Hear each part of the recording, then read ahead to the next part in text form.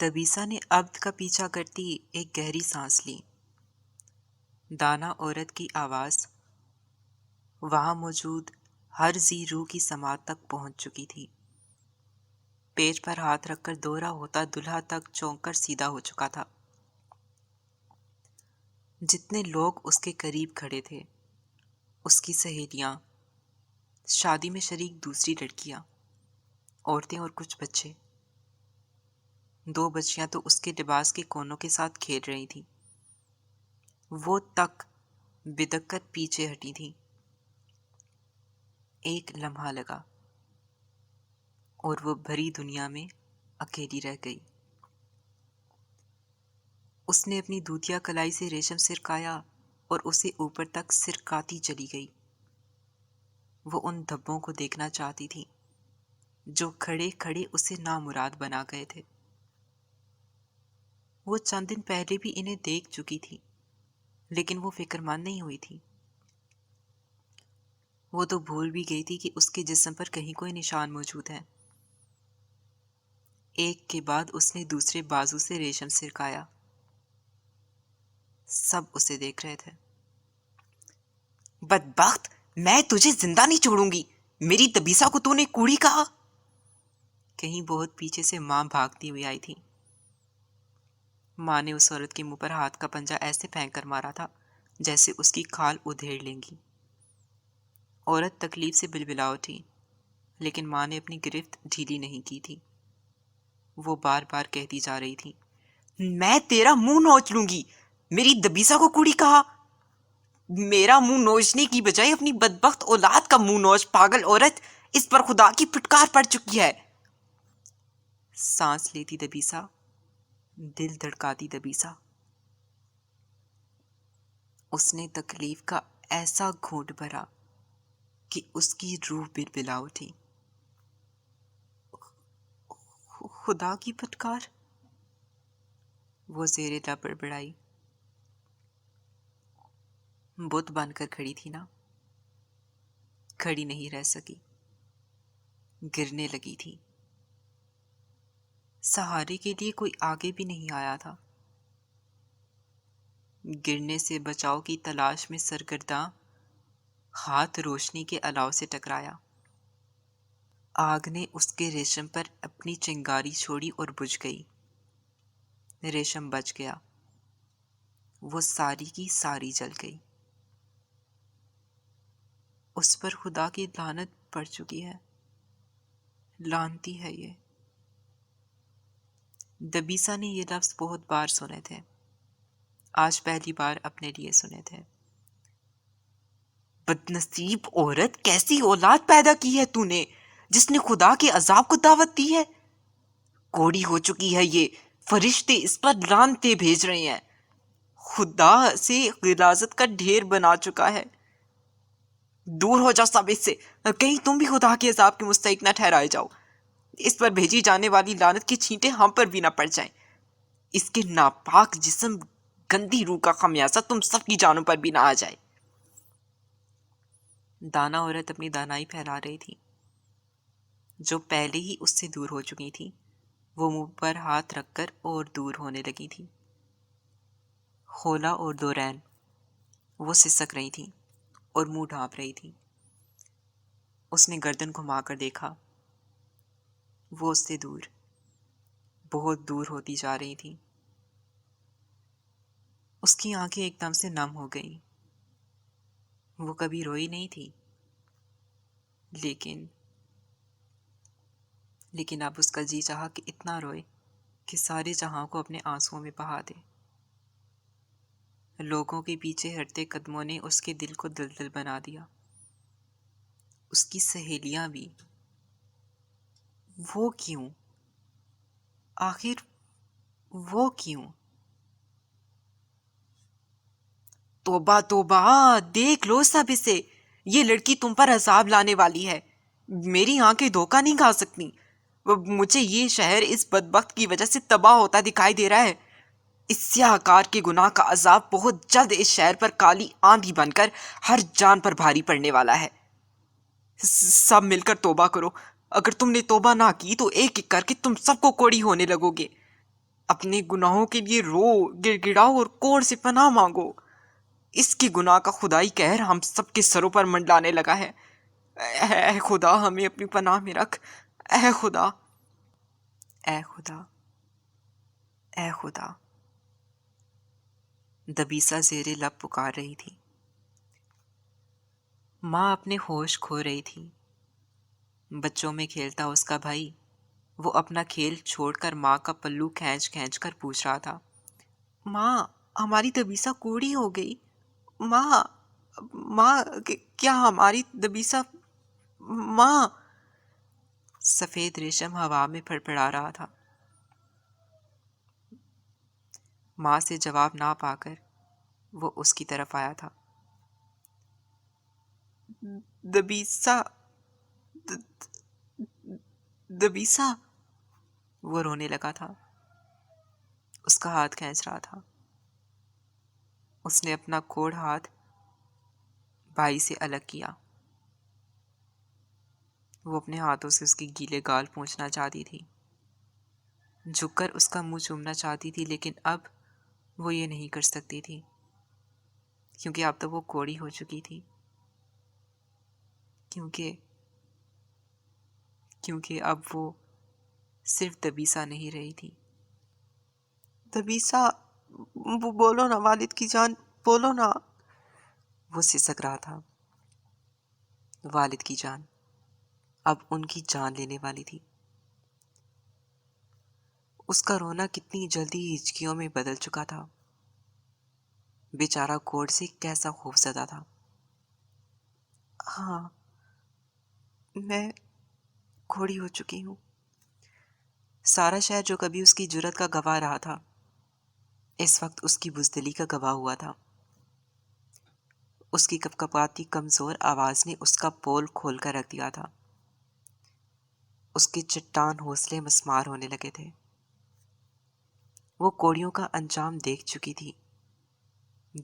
تھی کہ زندہ انسان زندہ لاشیں کیسے بنتے ہیں، ان پر دنیا جہان کی پھٹکار کیسے برستی ہے. دبیسا، دبیسا.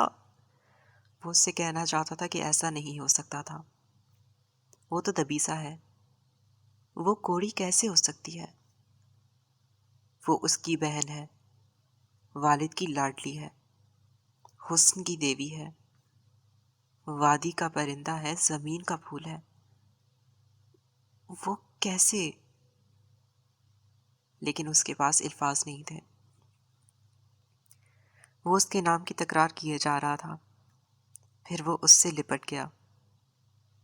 وہ چھوٹا تھا لیکن کوڑ اور کوڑی کے نصیب سے اچھی طرح سے واقف تھا. وہ رو رہا تھا کہ شاید یہ نصیب بدل جائے، اس کی دبیسا کوڑی نہ رہے. دونوں بازو اس کے گرد لپیٹ کر وہ یہ تسلی کر رہا تھا کہ اس کی دبیسا کہیں جانے والی نہیں، کہیں نہیں. گھاٹیوں پر خدا کا قہر برسے، آسمان کی بجلی گرے، زمین دلدل ہو اور گھاٹیاں اس میں غرق ہوں. اس کی دبیسا وہاں کیوں جائے؟ دبیسا نے اسے خود سے الگ کیا اور کہا کہ وہ ماں کو سہارا دے اور گھر لے جائے، لیکن اس نے سنا ہی نہیں تھا. وہ پھر سے پھوٹ پھوٹ کر رونے لگا تھا.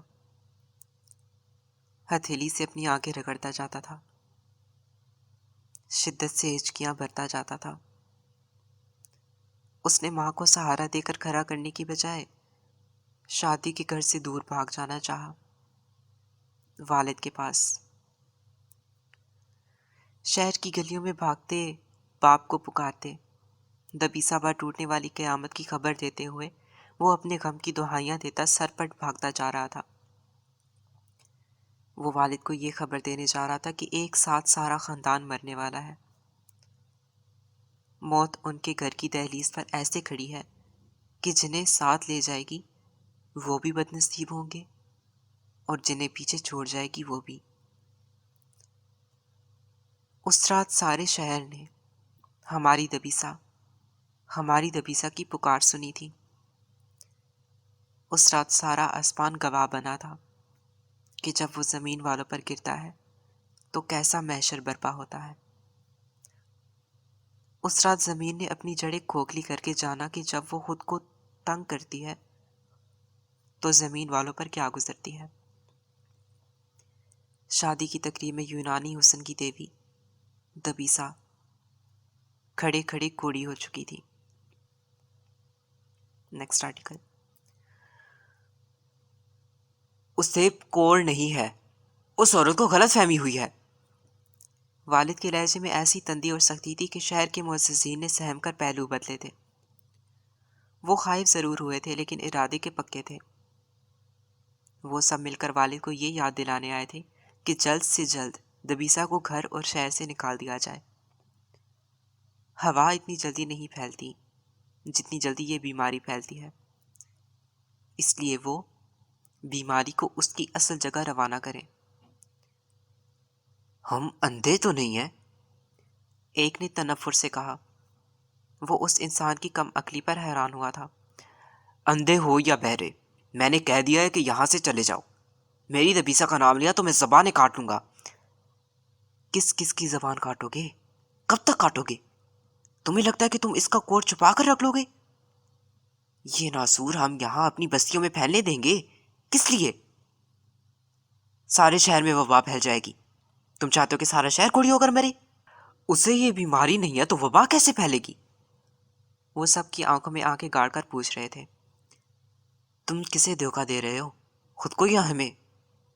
ٹھیک ہے تو بلاؤ پھر دبیسا کو، ہم وہ خود دیکھ لیتے ہیں۔ وہ کسی کے سامنے نہیں آئے گی، تم سب کو یہاں سے جانا ہوگا۔ ہم تم سے نرمی سے بات کر رہے ہیں، اس کا مطلب یہ نہیں کہ تم اپنی منمانی کر سکتے ہو۔ اس شہر کے کچھ قانون ہیں، اصول ہیں، ہم ایک کے لیے پورے شہر کو کوڑ کا تحفہ نہیں دے سکتے۔ جان حلق میں ہی کیوں نہ اٹکی ہو، انسان اپنی غلاظت نہیں کھا سکتا۔ تم بھی اس غلاظت کو نہ چاٹو، جلدی کرو، میں تمہارا خون پی جاؤں گا جو دبیسا کو غلاظت کے ساتھ پکارا۔ والد حلق کے بل دھاڑے تھے۔ اپنی آواز بلند کر کے تم ہمیں ڈرا نہیں سکتے۔ اس کا ہاتھ پکڑو اور اس کے شہر کی طرف روانہ کرو۔ کیسا شہر؟ کون سے لوگ؟ میں سارے شہر کو آگ لگا دوں گا، نکلو یہاں سے۔ تم نے مان لیا کہ وہ کوڑی ہو چکی ہے؟ ہاں ہو چکی ہے، ہو چکی ہے وہ، اب دفع ہو جاؤ یہاں سے۔ وہ ایک ایک کو دھکے دے کر گھر سے نکل جانے کے لیے کہہ رہے تھے۔ ایک نے ان کا ہاتھ پکڑ کر ان کی شدت پسندی کو روکنا چاہا۔ 3 سال پہلے شہر کے معززین میرے گھر بھی آئے تھے، میری 11 سالہ بہن کے لیے۔ ان لوگوں میں سے ایک تم بھی تھے۔ تم نے کہا تھا کہ ہر بیماری کا علاج ہوتا ہے، اس بیماری کا علاج گھاٹیوں کا شہر ہے۔ تم نے کہا تھا کہ یہ بیماری ہم پر خدا کا عذاب ہے، مخلوق کو اس عذاب سے بچانے کے لیے ہم نے اپنے دلوں پر پتھر رکھنے ہوں گے۔ میں نے وہ پہاڑ سا پتھر سینے پر رکھ لیا تھا۔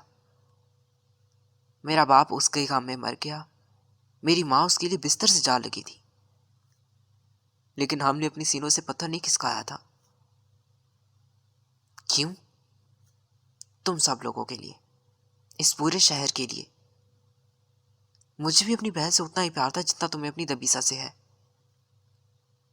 وہ 1.5 سال گھاٹیوں میں رہی اور پھر مر گئی، لیکن ہم نے اس کی میت اس وقت ہی اٹھا لی تھی جس وقت وہ گھاٹیوں میں جا رہی تھی۔ وہی ہم نے اس کی قبر کھود دی تھی۔ میں نے وہی کیا جو اس شہر کا قانون تھا، تمہیں بھی وہی کرنا ہوگا۔ کوئی آبادی میں نہیں رہ سکتا، بس، اور تم یہ قانون نہیں توڑ سکتے۔ والد کے ہاتھ کپ کپ آ گئے تھے۔ میری دبیسا کو چھوڑ دو، میں اسے گھر کی کوٹری میں بند کر دوں گا، وہ کسی کو دکھائی نہیں دے گی، وہ کبھی گھر سے باہر نہیں نکلے گی، میں اسے کوڑی میں زنجیروں سے باندھ کر رکھوں گا۔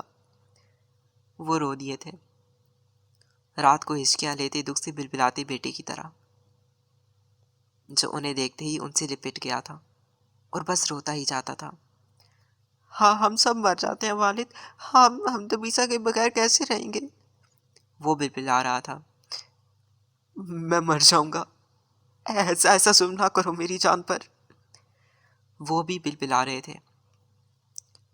تاکہ سارے شہر پر عذاب نازل ہو جائے؟ تم سمجھ کیوں نہیں رہے ہو کہ اس پر خدا کی لعنت پڑ چکی ہے؟ وہ اپنے گناہ کی پکڑ میں آ چکی ہے، اس کی روح ناپاک ہے، وہ بدبخت ہے۔ ہم ایسے بدبخت انسان کو شہر میں نہیں رکھ سکتے۔ میں یہ شہر چھوڑ دوں گا۔ انہوں نے ہاتھ چھوڑ دیے تھے۔ تمہیں کوئی اپنے شہر کی حدود میں گھسنے نہیں دے گا۔ اپنے لیے زندگی کو پہاڑ نہ بناؤ، جو کہا ہے وہ کرو۔ ٹھیک ہے، تم باپ ہو، لیکن یہ تو سوچو جب خدا نے ہی اس پر لعنت بھیج دی تو تمہارے دل کیوں پگھلا جا رہا ہے؟ یاد رکھو کہ خدا اپنے بندوں سے بہت پیار کرتا ہے، لیکن جب وہ کسی پر بدبختی بھیجتا ہے تو وہ انسان اسی بدبختی کا مستحق ہوتا ہے۔ کوڑ ہی خدا کی بدبختی کی نشانی ہے، عذاب ہے یہ اس کا۔ تمہیں ایسے بدبخت انسان سے دل نہیں لگانا چاہیے۔ توبہ کرو، خدا سے اپنے گناہوں کی معافی مانگو، معافی مانگو کہ وہ تمہیں معاف کر دے جو ایسی گناہ گار بیٹی کے باپ بنے ہو۔ بکواس بند کرو اپنی، میں تمہارا منہ توڑ دوں گا۔ وہ چلا اٹھے تھے، گھر کی چیزیں اٹھا اٹھا کر ان پر پھینکنے لگے تھے۔ وہ اوٹ میں کھڑی سب دیکھ اور سن رہی تھی۔ والد دیوانے ہو چکے تھے۔ ماں کی کل رات سے عجیب حالت تھی۔ ایسا لگتا تھا جیسے وہ بیر مردار میں اپنی سانسوں کی ڈور ڈھونڈتی پھرتی ہو۔ گھر میں 2 بیمار والد اور والدہ اور ایک روگی دبیسا موجود تھے، لیکن ان بیماروں کی بیمار پرسی کے لیے کوئی نہیں آیا تھا۔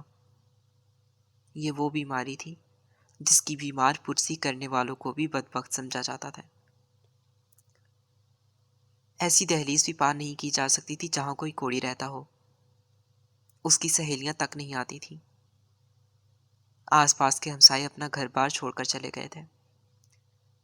جب تک دبیسا گھاٹیوں میں نہیں چلی جاتی وہ اپنے گھروں میں واپس آنے والے نہیں تھے۔ کل سورج غروب ہوا تھا تو سب کچھ ٹھیک تھا۔ آج کا سورج طلوع ہونے سے پہلے سب کچھ ختم ہو چکا تھا۔ اس کی خوش قسمتی بدبختی میں بدل چکی تھی۔ اس کا حسن کریح ہو چکا تھا۔ نام کوڑی اور وجود لانتی۔ رات کی 3 پہر ہی بیتے تھے کہ سارا شہر جو اس کے حسن کے گن گاتا تھا اس کے گناہ پر گالیاں دے رہا تھا، اس کی شرارتوں سے محفوظ ہوتا تھا۔ وہی شہر اس کی موجودگی سے غیر محفوظ ہونے لگا تھا۔ جو مرد اسے عقل و شعور کی دیوی کا لقب دیتے تھے وہ مرد اب اسے گناہوں کی پوٹلی کہہ رہے تھے۔ لڑکیاں اس کی جرت پر فدا تھیں، وہی لڑکیاں اس کے سائے سے بچ کر دور کھڑی تھیں۔ کوڑ کے سمندر میں ہر تعلق ریت تھا، ہر رشتہ بے بس تھا، ہر خوبی بدبختی تھی۔ ایک لمحہ لگا اور سب ختم ہو گیا۔ دنیا کی کوئی طاقت اس کے کام نہیں آ سکی تھی۔ جب باپ کا اختیار، ماں کا پیار ہی کسی کام کا نہیں رہا تھا تو باقی دنیا کی کیا حیثیت تھی؟ اسے کوئی نہیں بچا سکتا تھا تو پھر کون بچا سکتا تھا؟ اصل طاقتور کون تھا؟ کس کے پاس تھا ہر جان کی تقدیر کا اختیار؟